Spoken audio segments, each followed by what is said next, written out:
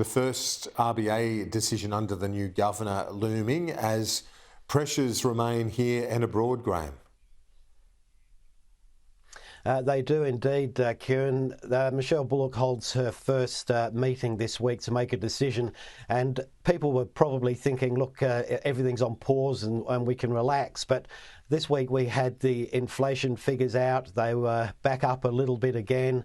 The really bad news is overseas, where bond markets are rising. They're signalling more interest rate rises in the US, which has led to speculation about, look, there's going to be a profound impact on markets generally.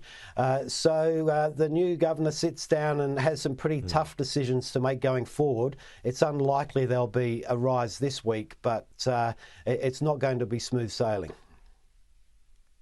No, and not smooth sailing for Qantas at the moment either. The aviation inquiry, we heard from Bridget McKenzie, will be demanding the appearance of the former CEO, Alan Joyce. That's right. It's an interesting thing that the main protagonists, that's the Transport Minister and Alan Joyce, both on holidays and couldn't cooperate with the hearings, which really provided a lot of entertainment and information this week. I guess you'd say two things. One is Qantas is a private company. It's really for shareholders to decide how it should conduct its business. But the thing that's come out of those issues that you spoke of earlier, particularly slot hoarding in Sydney, the monitoring in real time of flight cancellations and performance.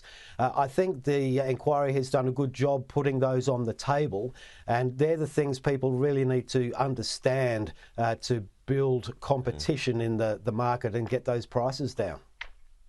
Yeah, and I think the Minister, particularly on that slot hoarding issue, create a bit of competition, a good way to get on the front foot. They need to. Finally, Daniel Andrews has gone, and it really was a big moment, not just for Victorian politics, but Australian politics. Yes, indeed. I think Daniel Andrews had a dominant position in Victoria, obviously, but that spilled over as well into the national sphere through National Cabinet. We had reports after his resignation that he had really corralled other premiers to put up a united front against the Commonwealth and made things more difficult. So in a way, the dynamic changes for Anthony Albanese and how he deals with the states with Dan Andrews no longer there. The big question, of course, is where he goes to from here. Yep, that is the unknown. I think he's going to the golf course in the short term anyway. Graham, Lloyd, appreciate it. Have a great week. See you next week. Thank you.